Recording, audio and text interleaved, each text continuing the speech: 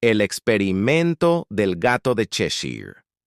El experimento del gato de Cheshire suena como algo sacado de una novela de fantasía, pero no se trata de gatos traviesos. En realidad, es un experimento mental cuántico que pone patas arriba nuestra forma de entender la realidad y plantea una pregunta muy extraña. ¿Puede existir un objeto separado de sus propiedades? Vamos al origen. En el libro Alicia, en el País de las Maravillas de Lewis Carroll, el gato de Cheshire es famoso por su sonrisa traviesa que sigue flotando en el aire incluso después de que su cuerpo desaparece. Es como si el gato y su sonrisa se separaran, algo que va contra toda lógica. Esta imagen curiosa inspiró a los físicos a preguntarse si algo parecido podría ocurrir en el mundo cuántico, donde el sentido común muchas veces no aplica.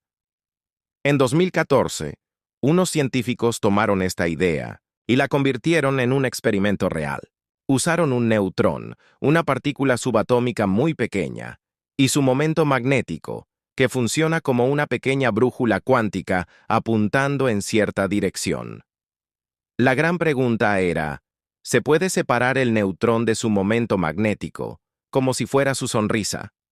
El experimento se basó en un fenómeno llamado el efecto gato de Cheshire cuántico. En mecánica cuántica, las partículas no tienen posiciones fijas. Existen como probabilidades repartidas en el espacio hasta que las observamos.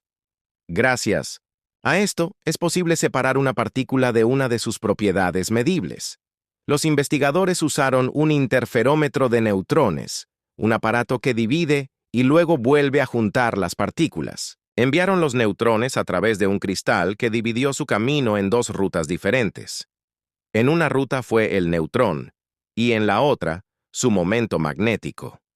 Cuando juntaron las dos rutas y analizaron los resultados, se llevaron una gran sorpresa. Parecía que el neutrón había ido por un camino y su momento magnético por el otro. En otras palabras, el gato y su sonrisa se habían separado. ¿Qué significa todo esto? En la física clásica, los objetos y sus propiedades están siempre juntos. Una pelota tiene su posición, color y velocidad como parte del mismo paquete. Pero en el mundo cuántico, no es así de simple. Las propiedades de una partícula, como su giro, carga o momento magnético, pueden aparecer en lugares diferentes, rompiendo nuestra lógica cotidiana. Este comportamiento tan extraño viene de las reglas matemáticas de la mecánica cuántica, que describen a las partículas no como puntos fijos, sino como ondas de probabilidad. Cuando medimos una propiedad, colapsamos la función de onda, obligándola a elegir un resultado. Pero hasta ese momento, las propiedades pueden comportarse como si estuvieran separadas del objeto. Las implicaciones son difíciles de imaginar. El experimento del gato de Cheshire nos muestra que al mundo cuántico no le importa cómo entendemos la realidad.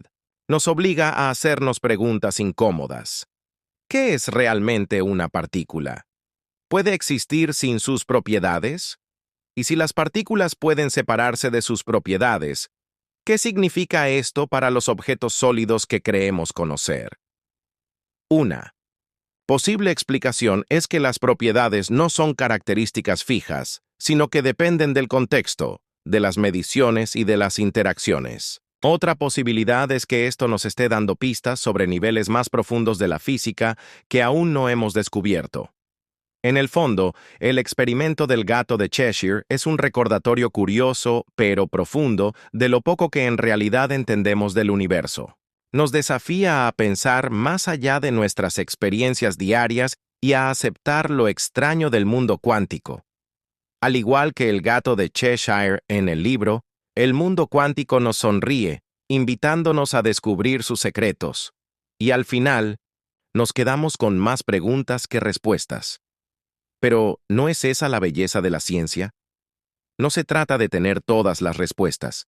Se trata del camino, del asombro y de esos momentos en que la realidad parece tan extraña y mágica como un cuento.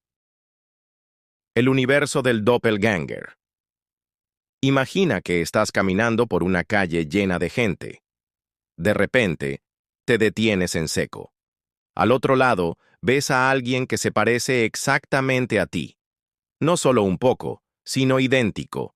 Los mismos ojos, el mismo cabello, la misma postura, incluso la forma de sostener el teléfono. Es como si existiera una copia perfecta de ti en el mundo. ¿Será una confusión? ¿O podría ser una señal de algo mucho más extraño? Esta es la idea del universo del doppelganger, un experimento mental que desafía la lógica basado en el concepto del infinito. Nos lleva a un viaje por la inmensidad del cosmos, retando todo lo que creemos saber sobre la realidad, la identidad y la existencia. Para empezar, hablemos de lo increíblemente grande que es el universo. El universo observable tiene unos 93.000 millones de años, luz de ancho, con trillones de galaxias, cada una con miles de millones de estrellas y aún más planetas. Es casi imposible imaginar cuán vasto es todo esto. Pero aquí viene lo interesante. Lo que podemos ver podría ser solo una pequeña burbuja dentro de un cosmos mucho más grande, posiblemente infinito. Y si el universo es infinito, cosas extrañas no solo son posibles, sino inevitables. Imagina lanzar un par de dados. En un universo finito, podrías eventualmente obtener todas las combinaciones, pero en un universo infinito, repetirás esas combinaciones una y otra vez ahora. Lleva eso a la realidad. Si hay espacio infinito lleno de estrellas, planetas y personas, tarde o temprano los átomos del universo podrían organizarse de forma idéntica a ti. Aquí es donde entra el universo del doppelganger. En algún lugar, en la infinidad del cosmos, podría haber otra versión de ti. Tal vez estés sentado en una habitación como esta, escuchando estas mismas palabras. O tal vez su vida es un poco diferente. Quizás eligió otra carrera, vive en otra ciudad, o lleva el pelo de otra manera. Y por cada pequeña variación, podrían existir muchísimas más. Esto no es solo ciencia ficción. Es una posibilidad basada en teorías reales. La idea proviene de la teoría de la inflación eterna, que sugiere que el universo que vemos es solo una parte de un multiverso mucho más grande. En este modelo, se crean nuevos universos constantemente, como burbujas en una olla hirviendo. Cada burbuja podría tener leyes físicas diferentes, pero algunas podrían parecerse mucho al nuestro. Y en esos, podrían existir otros planetas Tierra y otras versiones de ti viviendo vidas distintas. Pero esta idea de los doppelgangers también plantea preguntas inquietantes. Si hay otro tú allá afuera, ¿qué significa eso para tu individualidad? ¿Pierde sentido tu existencia si eres solo una copia entre muchas? Y si tu doble tomó decisiones distintas, ¿su vida sería mejor o peor que la tuya? También nos hace cuestionar la identidad. ¿Eres tú por el camino único que has recorrido? ¿O por algo más profundo, algo que ninguna copia podría imitar? Y si encontraras a tu doppelganger, ¿te parecería un desconocido o sería como mirarte en un espejo? Pero miremos aún más lejos. El universo del doppelganger no se trata solo de personas. Se trata de todo. En un cosmos infinito, cada posible forma de organizar la materia puede existir en algún lugar. Podrían existir mundos donde la historia fue diferente, donde la vida evolucionó de maneras que no podemos imaginar, donde incluso las leyes de la física son irreconocibles. El infinito no solo es grande, es extraño. Claro, todo esto es muy especulativo. No sabemos con certeza si el universo es infinito ni si los doppelgangers son posibles. Nuestro conocimiento del cosmos tiene límites y quizás nunca obtengamos respuestas definitivas. Pero, incluso como un simple experimento mental, el universo del doppelganger nos hace pensar diferente sobre la existencia. Nos obliga a ver lo enorme que es la realidad y lo pequeño y breve que es nuestro lugar en ella. Y sin embargo, también nos recuerda que, incluso si hay infinitas versiones de ti allá afuera, ninguna está viviendo este momento exacto. Aquí y ahora, tú eres el único tú que importa. Entonces, ¿qué importa si hay otro tú en la inmensidad del cosmos? ¿Y si esa otra versión se está haciendo exactamente la misma pregunta en este instante? Tal vez ahí está la belleza del universo del doppelganger, no que le quite valor a quien eres, sino que muestra lo extraordinario, que es ser esta versión de ti, viviendo esta vida, en este rincón del universo. El argumento diagonal.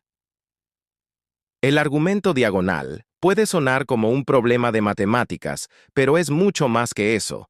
Es una idea profunda que cambió nuestra manera de entender el infinito.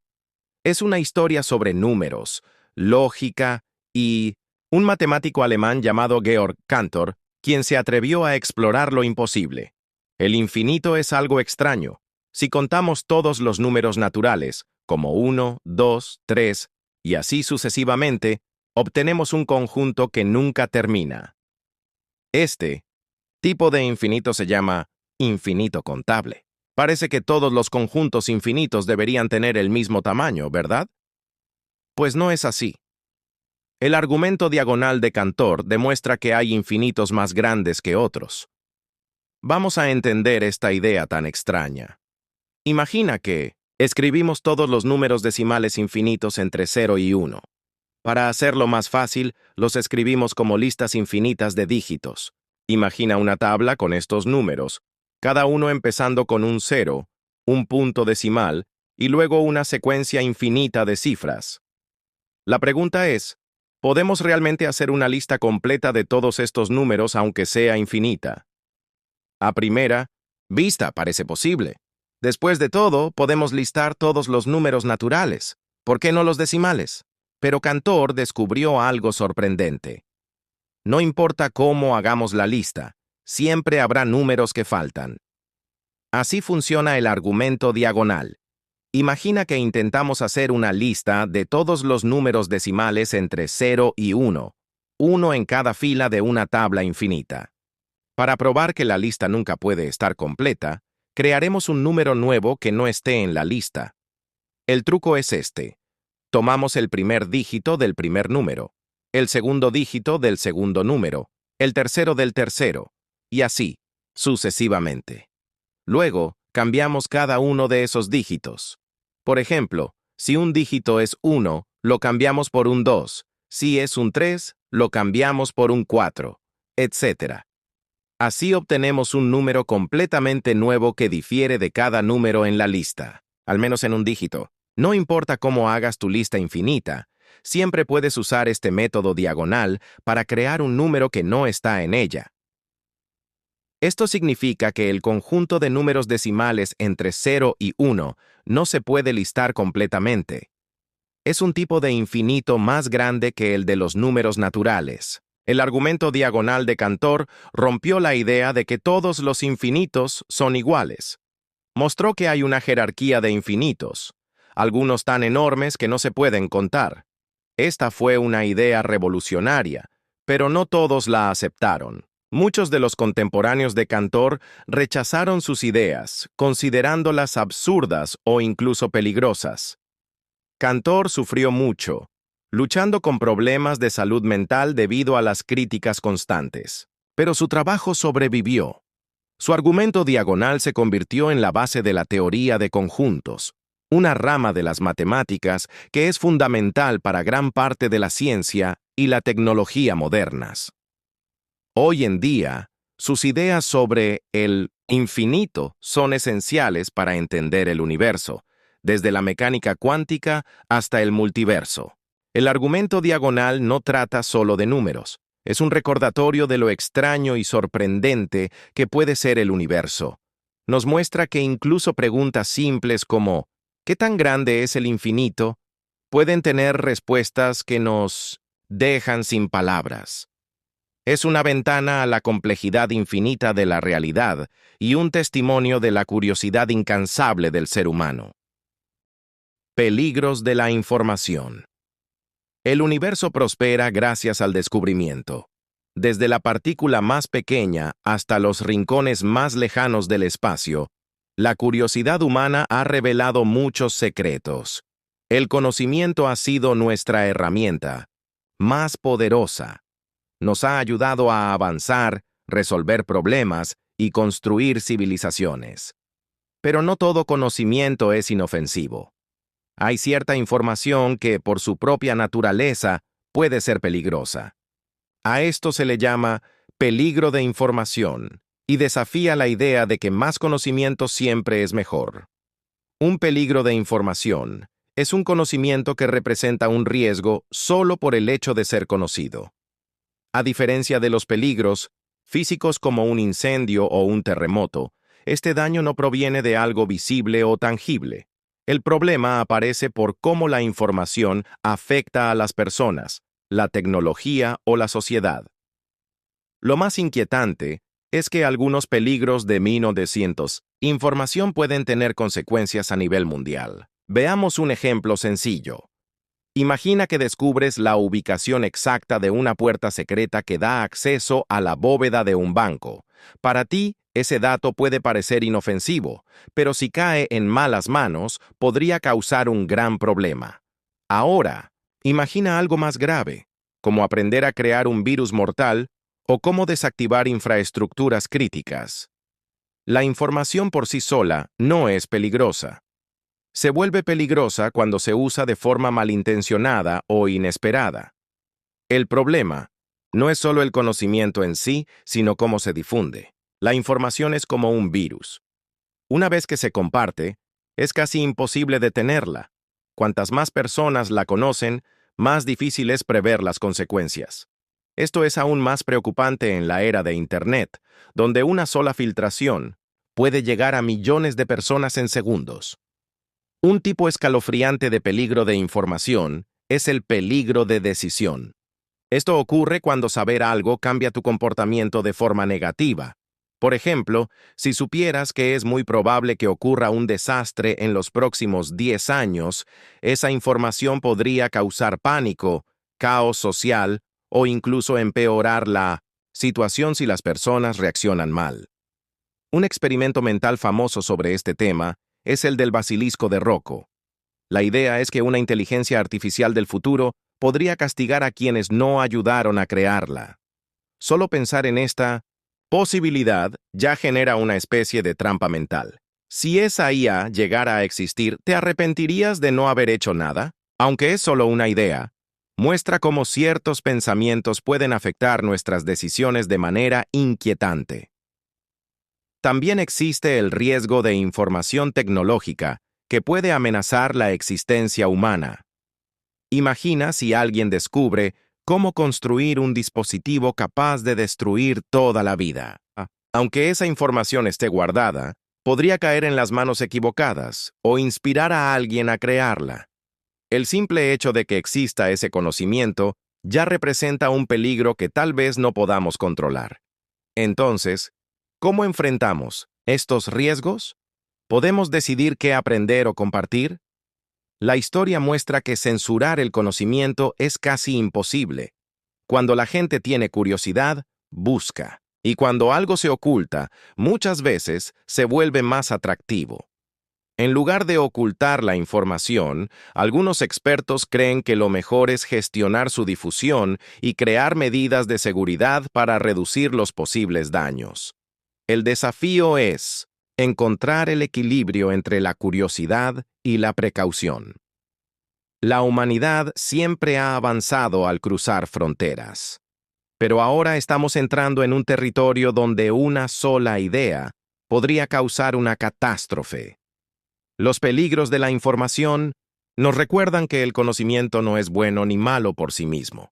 Lo que importa es el contexto y cómo lo usamos. Al final, quizás la mejor protección sea la conciencia. Comprender los riesgos potenciales de ciertos conocimientos puede ayudarnos a investigar con responsabilidad y humildad. Porque, aunque el universo esté lleno de secretos esperando ser descubiertos, no todas las verdades son fáciles de enfrentar. Cerebro en una cubeta. Estás caminando por un parque tranquilo, disfrutando del sol, la brisa y la sensación del suelo bajo tus pies. Todo parece normal, pero ¿y si nada de esto fuera real? ¿Y si, en lugar de pasear por un parque, fueras solo un cerebro flotando en una cubeta llena de líquido nutritivo, conectado a una supercomputadora que envía a tu mente una simulación perfecta de la realidad? Bienvenido al experimento mental del cerebro en una cubeta, uno de los rompecabezas filosóficos más inquietantes jamás pensados. En su esencia, este experimento plantea una pregunta: ¿cómo puedes estar seguro de algo? Si tus sentidos pueden ser manipulados de forma tan perfecta, ¿qué garantía tienes de que el mundo que percibes es real? Las implicaciones son profundas, desafiando todo lo que creemos saber sobre la existencia, la conciencia y la realidad misma. Exploremos esta idea extraña y perturbadora. El escenario del cerebro en una cubeta es una versión moderna de una pregunta muy antigua. Filósofos, como Descartes, se preguntaban: ¿cómo podemos confiar en nuestros sentidos? Descartes imaginó a un demonio malvado que nos engañaba para hacernos creer en una realidad falsa. Hoy en día, ese demonio se ha reemplazado con tecnología avanzada, una computadora capaz de simular un mundo tan detallado y convincente que nunca sospecharías que no es real. Tu cerebro recibiría todas las señales sensoriales que espera y respondería como lo hace ahora. La simulación podría hacerte sentir el calor del sol, escuchar el crujir de las hojas e incluso experimentar el paso del tiempo. Pero si la experiencia es indistinguible de la realidad, ¿cómo podrías probar que no es real? Por lo que sabes, podrías estar viviendo ahora mismo en una simulación, como un cerebro en una cubeta controlado por alguien o algo más. Puede sonar como ciencia ficción, pero esta idea revela un problema fundamental. Todo lo que sabemos del mundo nos llega a través de los sentidos. La luz entra por nuestros ojos. Las ondas sonoras hacen vibrar nuestros oídos. La presión se siente en nuestra piel. Pero, ¿y si esas señales no fueran reales, sino datos enviados por una computadora a tu cerebro? Si no puedes salir de tu propia percepción, no hay forma segura de verificar qué es real y qué no lo es. Vamos más allá. Si eres un cerebro en una cubeta, ¿qué hay de las personas a tu alrededor? ¿También son simulaciones? ¿O son otros cerebros en otras cubetas, compartiendo la misma ilusión digital? ¿Cómo podrías notar la diferencia? Y aquí viene uno de los pensamientos más inquietantes. Si tu cerebro está en una cubeta, ¿qué pasó con tu cuerpo? ¿Alguna vez existió? Este experimento también plantea preguntas sobre el libre albedrío. Si tus acciones se basan en información sensorial y esa información está completamente controlada por una computadora, ¿realmente estás eligiendo? ¿O tus decisiones son simplemente respuestas programadas a estímulos artificiales? Entonces, ¿qué significa ser tú en este escenario? Pero cambiemos de perspectiva. Tal vez no sea tan malo ser un cerebro en una cubeta. Si la simulación es perfecta, nunca lo sabrías. Podrías vivir una vida feliz y satisfactoria sin darte cuenta de la cubeta. ¿Está sobrevalorada la realidad mientras seas feliz? Esta idea se relaciona con el concepto filosófico del utilitarismo hedonista, la creencia de que el placer y la felicidad son lo único que importa. Si una vida simulada se siente tan real como una vida verdadera, ¿realmente importa? ¿Cuál estás viviendo? Esto nos lleva a otra pregunta. ¿Qué hace que algo sea real? ¿La realidad se define por la existencia física o por cómo la experimentamos? Si tus emociones, pensamientos y relaciones se sienten auténticos, ¿son menos valiosos solo porque ocurren en una simulación? Quizás la realidad no se trata tanto de lo que hay afuera, sino de lo que hay dentro de nosotros.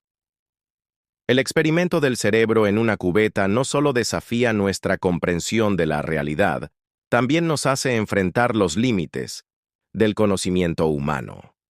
¿Cómo podemos estar seguros de algo si nuestros sentidos pueden ser manipulados? Nos obliga a enfrentar una verdad incómoda, que nuestro conocimiento del mundo se basa en la confianza, una fe frágil en la fiabilidad de nuestros sentidos. Al final, el cerebro en una cubeta nos recuerda lo poco que realmente sabemos sobre la existencia. Ya seas o no un cerebro flotando en una cubeta, las preguntas que planteas sobre la realidad, la percepción y el yo valen la pena reflexionarlas. Tal vez el objetivo no sea encontrar respuestas, sino apreciar la complejidad y el misterio de estar vivos, incluso si esa vida es simulada. Entonces, ¿tú qué piensas? ¿Estás viviendo en un mundo real o podrías ser un cerebro en una cubeta? Y si lo eres, ¿realmente importa? La próxima vez que camines por un parque, respires aire fresco o sientas el calor del sol, detente un momento y pregúntate, ¿qué es la realidad? ¿Y cómo sabes que es real? La máquina de experiencias. Imagina una máquina que puede darte todo lo que siempre has querido, no solo cosas materiales, sino también experiencias, recuerdos y sentimientos. Una vida perfecta, simulada a la perfección. Te conectas, y podrías vivir como un artista famoso, un aventurero valiente o un héroe querido. Cada momento se sentiría real, cada emoción sería auténtica. La pregunta es simple, ¿te conectarías? Esta es la máquina de experiencias, un experimento mental presentado por el filósofo Robert Nozick en 1974. Está diseñado para hacernos pensar sobre la felicidad, la realidad y lo que significa tener una vida con sentido. A primera vista, la máquina parece irresistible. ¿Quién no querría escapar del dolor y la incertidumbre de la vida para vivir en una felicidad perfecta? Pero detengámonos un momento. Si la máquina puede simular todo, ¿cuál es el problema? ¿Por qué esta idea incomoda a tanta gente? Para entenderlo, veamos más de cerca cómo funciona la máquina. Imagina que entras en una cápsula moderna donde te conectan electrodos al cerebro. Una vez dentro, tus recuerdos del mundo real desaparecen y la máquina envía señales a tu cerebro que hacen que cada experiencia se sienta completamente real. No puedes notar la diferencia, pero la vida que vives es una ilusión creada por la máquina.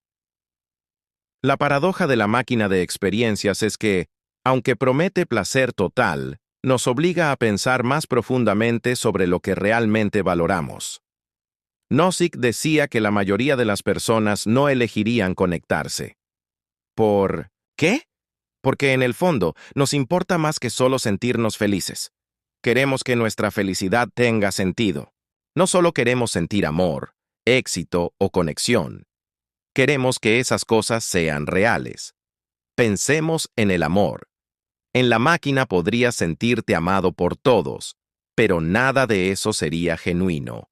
Tus relaciones, amistades y familia serían simulaciones. ¿Estarías bien con eso? O imagina crear una gran obra de arte dentro de la máquina y darte cuenta después de que nadie más la vio. Era solo para ti. ¿Importa el logro si no tiene un impacto en el mundo real? Este experimento sugiere que los seres humanos no solo buscamos placer, buscamos autenticidad. Queremos ser buenas personas, no solo sentir que lo somos. Queremos superar retos reales, conectar con personas reales y dejar una huella en el mundo real. Pero pensemos más allá. Si desconfías de la máquina, pregúntate esto. ¿Cómo sabes que no estás ya en una? La vida que vives podría ser una simulación avanzada, imposible de distinguir de la realidad. Y si lo es, ¿importa? ¿Cambia el sentido de tus experiencias? ¿Si resultan ser falsas? La máquina de experiencias también plantea preguntas éticas sobre la tecnología. A medida que la realidad virtual y la inteligencia artificial avanzan, ¿hasta dónde llegaremos para borrar la línea entre lo real y lo simulado? Si creamos máquinas que puedan darnos felicidad perfecta, ¿las usaremos? ¿Deberíamos hacerlo? Al final, La máquina de experiencias nos obliga a pensar en la naturaleza de nuestros deseos. Nos hace preguntarnos qué valoramos más, el placer o la realidad, la comodidad o la verdad. Y aunque este experimento no nos da respuestas fáciles, nos recuerda que lo complicado, imperfecto e impredecible de la vida es lo que la hace real. Entonces, ¿te conectarías a la máquina? ¿Cambiarías la realidad compleja y a veces dolorosa de tu vida por una ilusión de felicidad perfecta? ¿O esta idea te hace darte cuenta de que la belleza de la vida está en su autenticidad, en su crudeza, en su realidad? La elección es tuya, o tal vez ya fue hecha. La tabla de Carneades. Imagínate perdido en mar abierto, luchando por sobrevivir.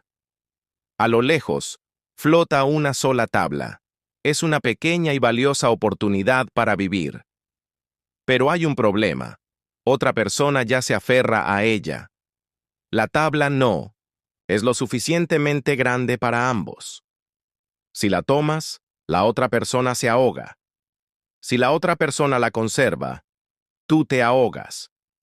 ¿Qué harías? Este es el dilema de la tabla de Carneades, un antiguo experimento mental que nos sumerge en aguas turbias de moralidad, instinto de supervivencia y justicia. Plantea una pregunta inquietante. En una situación de vida o muerte, la supervivencia siempre está justificada, cueste lo que cueste. El dilema fue planteado por Carneades, un filósofo griego del siglo III a.C., para cuestionar la idea de una moralidad absoluta. Si tomas la tabla y eso causa la muerte de otra persona, ¿eres un asesino o simplemente estás haciendo lo que cualquiera haría para sobrevivir? Y aún más importante, ¿debería la ley responsabilizarte por tus actos? Analicémoslo. Por un lado, la autoconservación es un instinto básico. Está en nuestra naturaleza. En momentos de peligro extremo, la mente racional suele ceder ante el instinto puro de sobrevivir. Agarrar la tabla no es una decisión moralmente calculada, sino un acto desesperado de alguien que quiere vivir. Pero por otro lado, al tomar la tabla, has tomado una decisión. Has decidido que tu vida vale más que la del otro. Esto plantea una difícil pregunta ética. ¿La vida de alguien vale más que la de otra persona? ¿Y quién lo decide? Si la supervivencia justifica cualquier acción, ¿la moral pierde su sentido en tiempos de crisis? Pero la tabla no es el final, es solo el comienzo.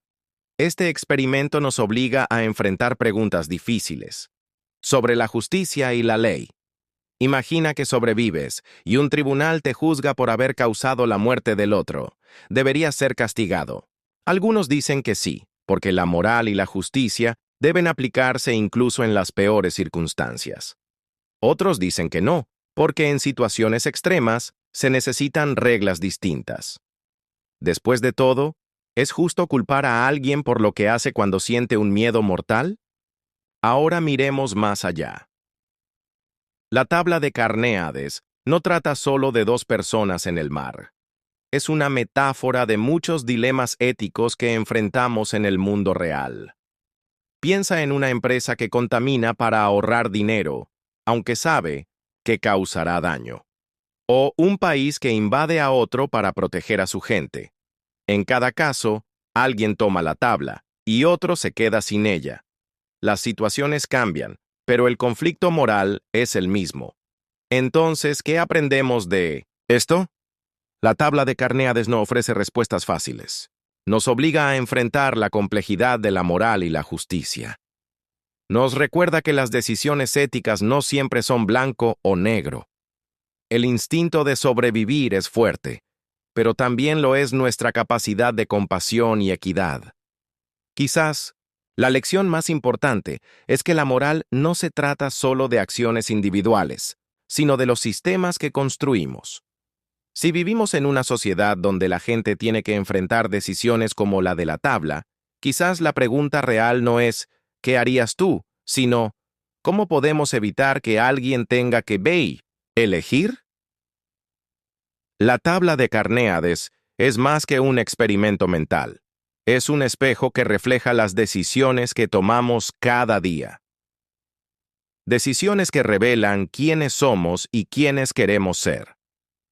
Nos desafía a navegar por los mares difíciles, de la moral con empatía, comprensión y un compromiso con la justicia, incluso en los momentos más duros.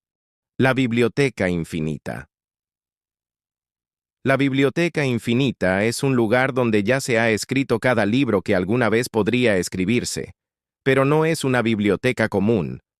Es un experimento mental, un viaje hacia el mundo extraño y fascinante del infinito y la posibilidad. Bienvenido a la Biblioteca de Babel. La idea de esta biblioteca fue imaginada por el escritor Jorge Luis Borges. Imagínala. Un laberinto sin fin de salas hexagonales, cada una llena de libros. Las paredes de cada sala tienen estanterías con volúmenes idénticos en tamaño y forma, pero el contenido de cada libro es único. Están llenos de todas las combinaciones posibles de letras, espacios y signos de puntuación. Algunos libros no tienen sentido alguno, otros contienen frases coherentes, y en algún lugar hay un libro que cuenta tu historia de vida, palabra por palabra. La pregunta es, ¿qué significa esta biblioteca?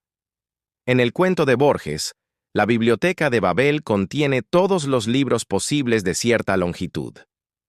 Si defines un libro con un número fijo de páginas y caracteres por página, entonces la biblioteca tiene cada combinación posible de esos caracteres. Es una certeza matemática. Si mezclas un conjunto de letras suficientes veces, tarde o temprano obtendrás todas las combinaciones posibles. Y ahí es donde todo se vuelve extraño. La mayoría de los libros en esta biblioteca son puro caos. Páginas llenas de símbolos al azar, sin ningún significado. Pero entre ese caos hay verdaderos tesoros. Libros con todas las obras de Shakespeare, historias exactas de civilizaciones, que nunca existieron, cada descubrimiento científico que llegará algún día. En algún lugar hay un libro que tiene la cura para el cáncer y otro con la receta perfecta para un pastel de chocolate, pero también hay un lado oscuro. Por cada obra maestra, hay libros llenos de mentiras, errores o ideas peligrosas. Hay curas falsas, historias engañosas y filosofías dañinas. En una biblioteca infinita puedes encontrar cualquier verdad.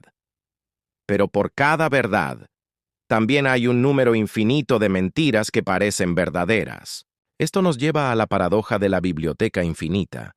Contiene todo el conocimiento, pero es casi imposible encontrar lo que estás buscando.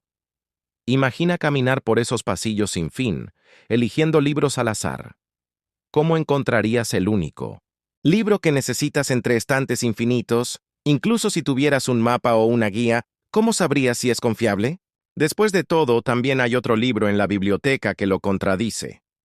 La Biblioteca de Babel refleja la abundancia abrumadora de información que tenemos hoy. Internet, de cierta forma, es su equivalente moderno, un gran lugar lleno de conocimientos humanos, tanto verdaderos como falsos. Encontrar la respuesta correcta en medio de tantos datos puede sentirse tan difícil como recorrer la biblioteca de Borges. Pero también hay otra manera de verlo. La biblioteca infinita no es solo un lugar de confusión, también es una celebración de lo que es posible. Nos recuerda que dentro del caos puede haber belleza y significado. Su inmensidad muestra la creatividad sin límites del universo. Cada idea, cada historia, cada realidad que puedas imaginar existe en algún rincón de sus estantes infinitos. Y tal vez ese sea el punto. La Biblioteca de Babel no está hecha para ser entendida por completo. Está hecha para despertar asombro.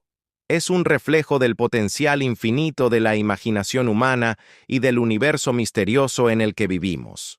Nos desafía a aceptar la incertidumbre y a buscar significado, incluso en medio del caos. La Biblioteca infinita es imposible. pero nos resulta curiosamente familiar. Es la historia de la búsqueda humana por el conocimiento. Refleja nuestras mayores esperanzas y también nuestros temores más profundos.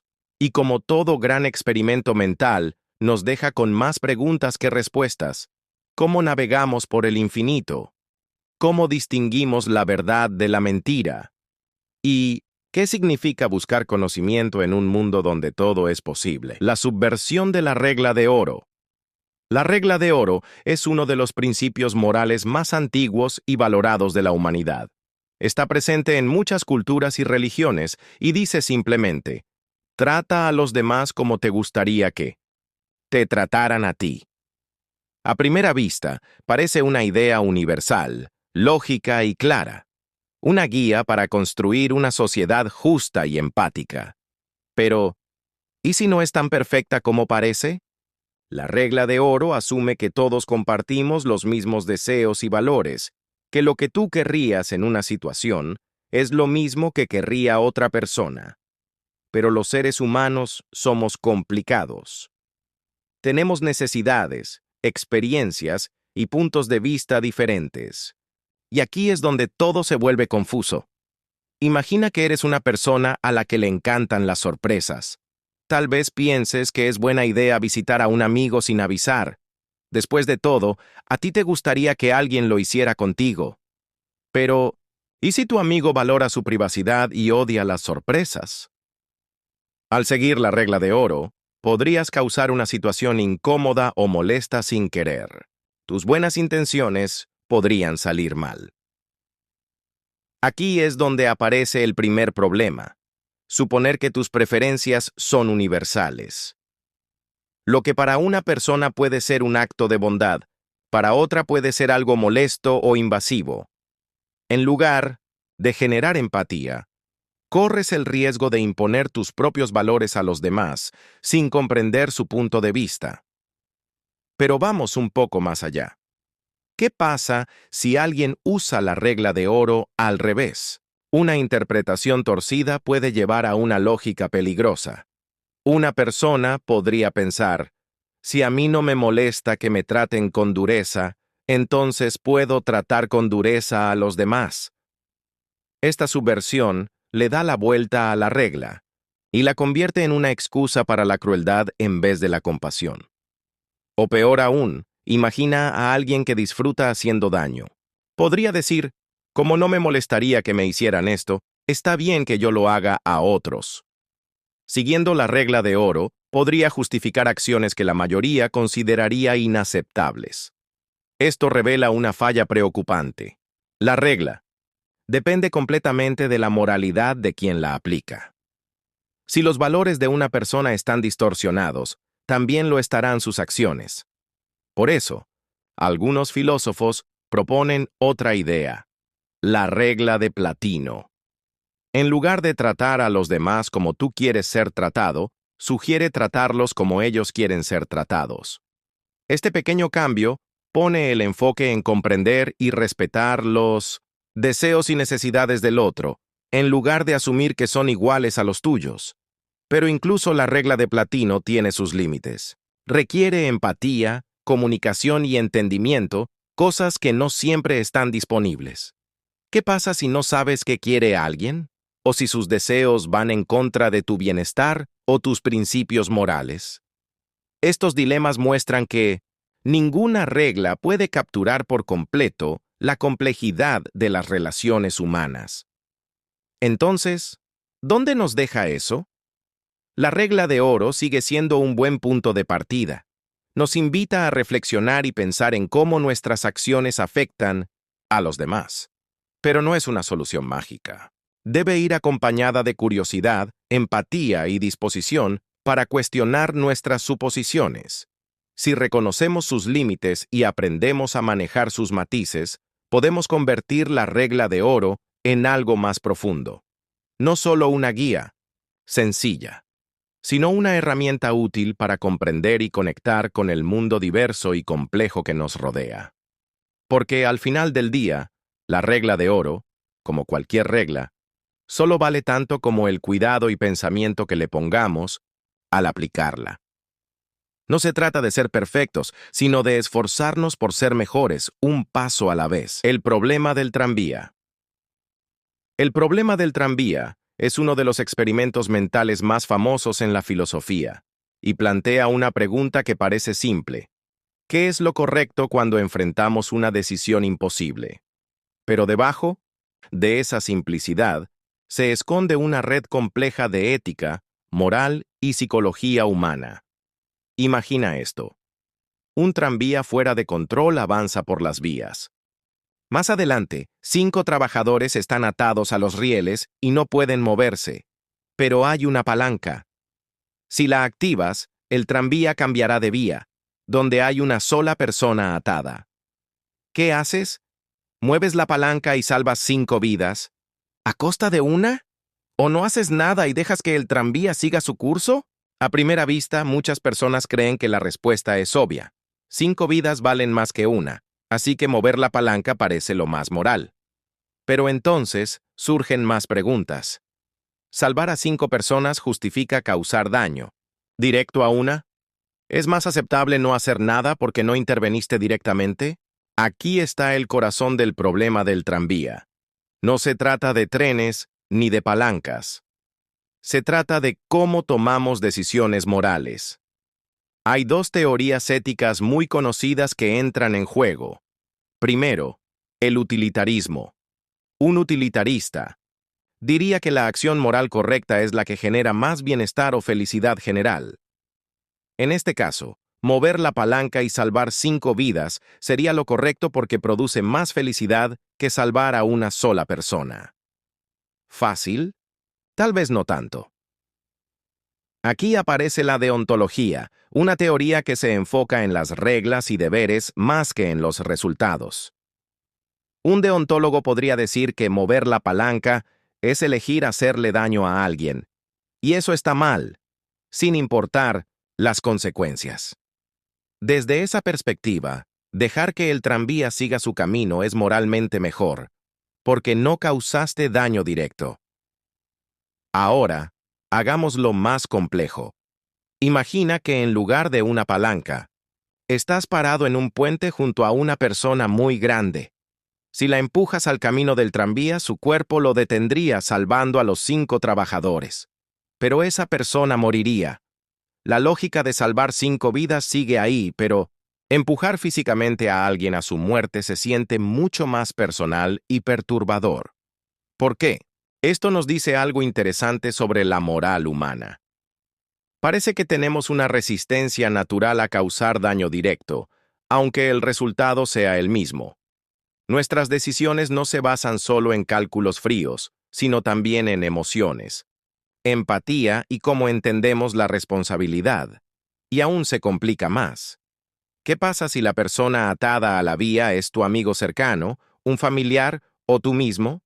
¿Y si los 5 en la otra vía son desconocidos y la persona sola es un científico famoso que está cerca de curar el cáncer? Cambiaría tu decisión. Por eso el problema del tranvía ha fascinado a filósofos, psicólogos y expertos en ética por décadas. Nos obliga a enfrentar verdades incómodas sobre cómo decidimos y qué valoramos más. También, es muy relevante en la vida real. Por ejemplo, los coches autónomos podrían enfrentar versiones del problema del tranvía todos los días. ¿Deberían priorizar la vida de los pasajeros o de los peatones? ¿Quién decide eso? ¿Y cómo? En el fondo, el problema del tranvía es un espejo. Refleja nuestros valores, nuestros prejuicios y nuestras luchas por equilibrar la lógica con la emoción. No tiene una única respuesta correcta, y ese es justamente el punto. Nos recuerda que la moral es complicada, que incluso las buenas intenciones pueden tener consecuencias inesperadas y que a veces no hay soluciones perfectas. Así que la próxima vez que veas unas vías de tren o enfrentes una decisión difícil en la vida, pregúntate, ¿qué tipo de persona quiero ser? El problema del tranvía no es solo un experimento mental. Es un reto para pensar con profundidad, cuestionar tus instintos y enfrentar La complejidad de la teletransportación de Burke. Imagina que entras en una máquina de teletransportación, una maravilla de la tecnología. Con un destello brillante, la máquina descompone cada átomo de tu cuerpo, convierte esa información en una señal y la envía a otro lugar. Al otro lado del mundo, o incluso de la galaxia, una copia perfecta de ti es reconstruida, átomo por átomo. Sales de la máquina, te estiras y te asombras de la eficiencia del futuro. Pero espera, ¿realmente eres tú? Este es el paradoja de la teletransportación de Burke, un experimento mental que plantea preguntas inquietantes sobre la identidad, la conciencia y lo que significa ser tú. Nos invita a preguntarnos, ¿eres tu cuerpo, tu mente o algo completamente distinto? Comencemos con lo básico. La teletransportación, tal como se plantea en esta paradoja, funciona escaneando cada partícula de tu cuerpo, registrando su posición y estado, y luego recreando esa misma estructura en otro lugar.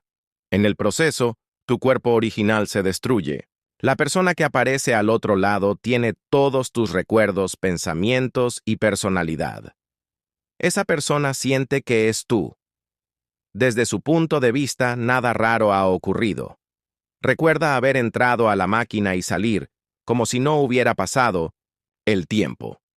Pero desde fuera, es claro, el original, tú, fue destruido. Entonces, aquí está el problema. Si la máquina destruye al original, ¿la persona del otro lado eres tú de verdad? ¿O simplemente una copia que cree ser tú? ¿Qué pasa con la conciencia que eras tú antes de entrar? ¿Se transfiere o se pierde para siempre? Esta paradoja nos obliga a pensar en la verdadera naturaleza de la identidad. Si la persona que sale de la máquina tiene todos tus recuerdos y se comporta exactamente como tú, ¿es realmente distinta del original? Después de todo, todas las células de tu cuerpo se reemplazan con el tiempo y aún así no sientes que eres otra persona. Entonces, ¿qué hace diferente a la teletransportación? Una forma de pensarlo es a través del concepto de continuidad. Normalmente, tu cuerpo y mente cambian poco a poco, pero la teletransportación rompe esa continuidad. Crea una interrupción física entre tu yo pasado y tu yo futuro, y eso cuesta aceptarlo. Llevemos el experimento un paso más allá. ¿Qué pasaría si la máquina no destruyera al original? ¿Y si simplemente te copiara, creando una segunda versión en otro lugar? Ahora hay dos tús, idénticos en todo. Ambos creen ser el verdadero tú, pero están viviendo vidas distintas. ¿Cuál es el verdadero tú? ¿O tiene siquiera sentido hablar de un único tú? Este escenario plantea preguntas profundas sobre la conciencia. ¿Está tu sentido del yo ligado a un cuerpo físico específico? ¿O es algo más abstracto, como información o patrones? Si es lo segundo, entonces quizás la teletransportación, o incluso la duplicación, no te destruye, solo crea nuevas instancias de tu identidad. Y si vamos aún más lejos, imagina que en vez de transportarte de inmediato, la máquina reemplazara lentamente cada átomo de tu cuerpo con uno idéntico. Con el tiempo, cada parte de ti sería reemplazada, pero nunca estarías completamente destruido. ¿Seguirías siendo tú? La mayoría diría que sí. Pero en esencia, eso no es distinto de la teletransportación. Solo cambia el ritmo. La paradoja de la teletransportación de Burke nos obliga a enfrentar el gran misterio de la conciencia. A pesar de los avances en neurociencia, aún no sabemos por qué existe la experiencia de ser tú. Si el 160 cerebro es solo un conjunto de neuronas disparando en patrones complejos, ¿por qué eso produce una perspectiva personal? Y si la conciencia está ligada a procesos físicos, ¿cómo podemos estar seguros de que sobrevive a la teletransportación? Algunos dicen que esta paradoja prueba que la teletransportación nunca será posible para seres conscientes. Otros creen que revela fallas en nuestra idea de identidad, que no eres una entidad única e ininterrumpida, sino una serie de estados superpuestos, como cuadros en una película. Y hay quienes piensan algo aún más inquietante, que cada momento de conciencia es único y que el tú de hoy ya no es el mismo que el de ayer. Al final, la paradoja de Burke no trata solo de una máquina imaginaria. Trata sobre lo que significa existir. Nos obliga a reconocer una verdad incómoda, que la identidad, la conciencia y la vida misma son mucho más frágiles y misteriosas de lo que pensamos. Y quizás esa sea la lección más profunda, que ser tú, aquí y ahora, es algo fugaz y extraordinario. Entonces, sabiendo todo esto, ¿entrarías en la máquina de teletransportación? ¿Confiarías en que saldrás del otro lado siendo tú? ¿O dudarías, temiendo que lo que te hace ser tú se pierda en el camino? El puente de Buridan. El puente de Buridan es un experimento mental que, aunque parece simple, nos lleva al centro de las paradojas de la lógica y la toma de decisiones humanas. A primera vista, puede parecer solo un juego filosófico, pero, al analizarlo, descubrimos que pone en duda ideas fundamentales como la confianza, la verdad y cómo tomamos decisiones. Imagina esta situación. Hay un puente, y un viajero quiere cruzarlo. Pero frente a él hay un guardia que dice lo siguiente: si intentas cruzar este puente, te detendré.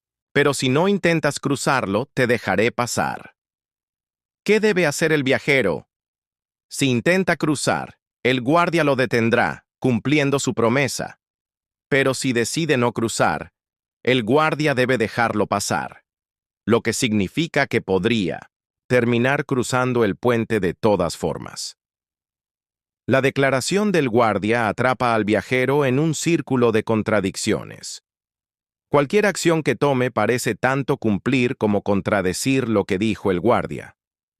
En el fondo, el puente de Buridan explora el choque entre la lógica pura y la toma de decisiones humanas. Nos obliga a pensar en la relación complicada entre lo que las personas dicen, lo que realmente quieren decir y lo que finalmente hacen.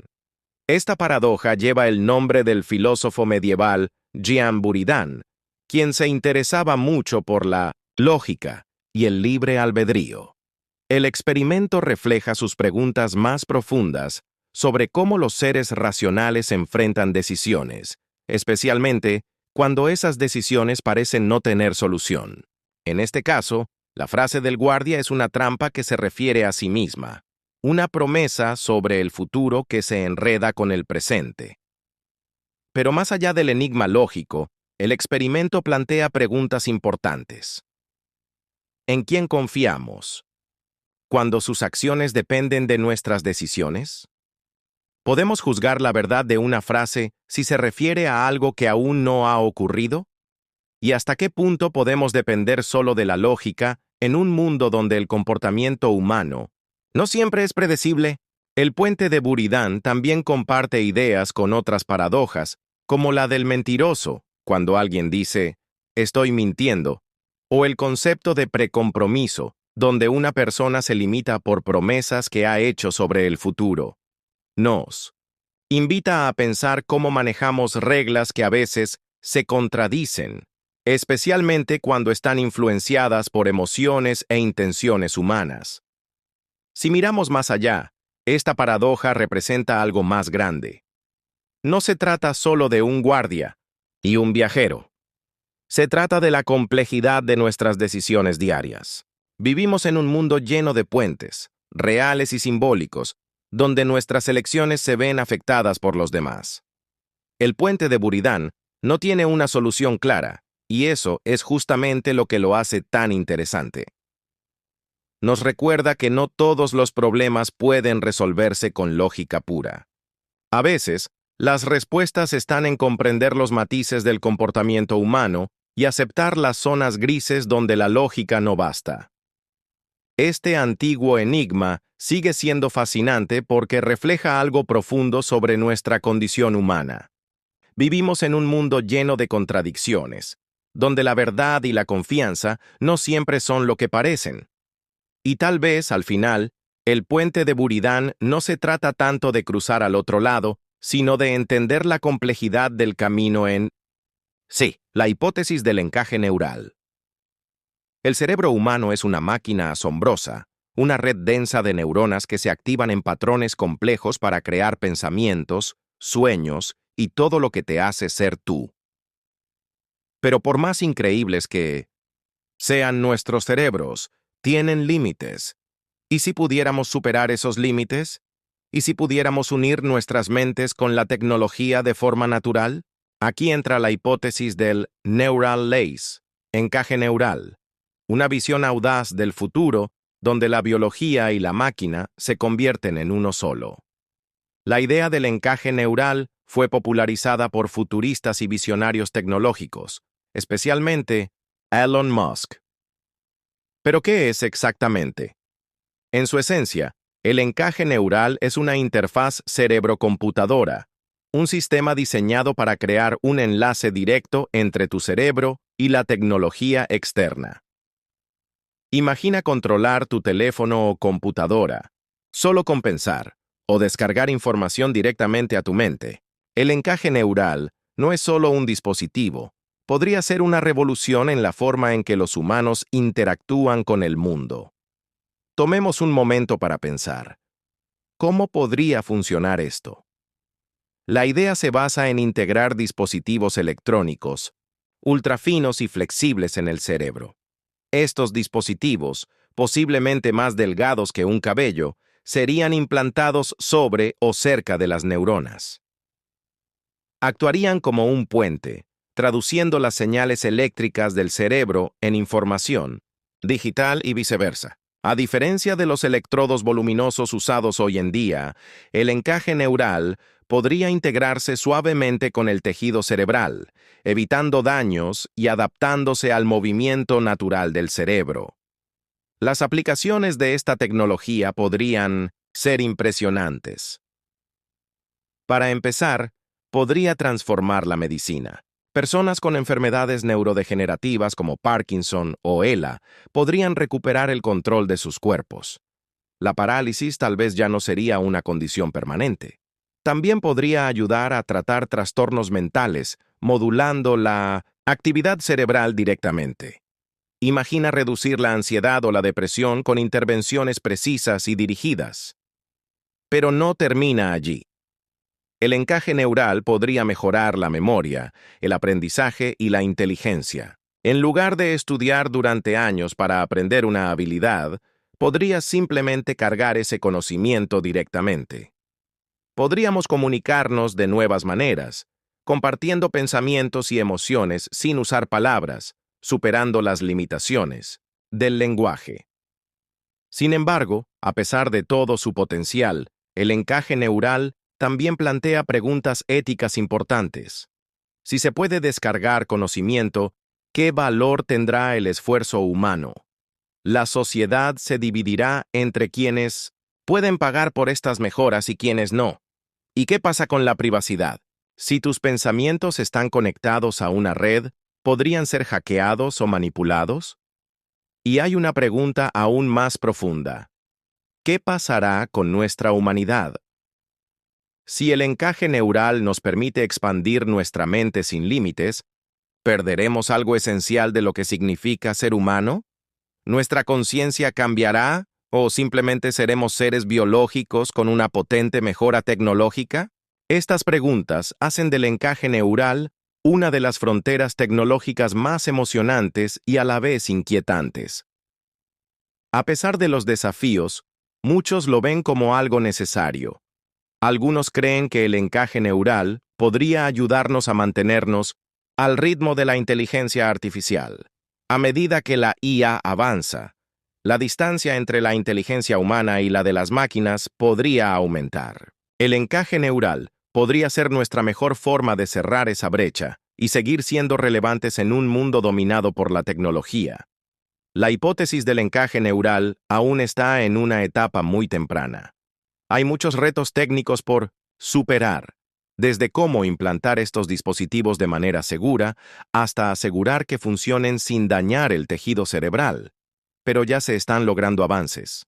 Investigadores están desarrollando dispositivos flexibles, explorando métodos no invasivos e incluso probando interfaces cerebro-computadora en ensayos clínicos. No es una cuestión de si el encaje neural se volverá realidad, sino de cuándo. Mientras estamos al borde de esta revolución tecnológica, una cosa es clara. El encaje neural tiene el potencial de redefinir lo que significa ser humano. Podría abrir posibilidades extraordinarias, permitiéndonos superar nuestras limitaciones biológicas. O podría hacernos enfrentar preguntas difíciles sobre identidad, igualdad y ética. Al final, el encaje neural es más que una herramienta. Es una mirada hacia el futuro de nuestra especie. Si ese futuro lo abrazamos o lo tememos, solo el tiempo lo dirá. Por ahora, la hipótesis del encaje neural nos recuerda el increíble potencial de la mente humana y las cosas extraordinarias que podríamos lograr al combinarla con el poder de la tecnología.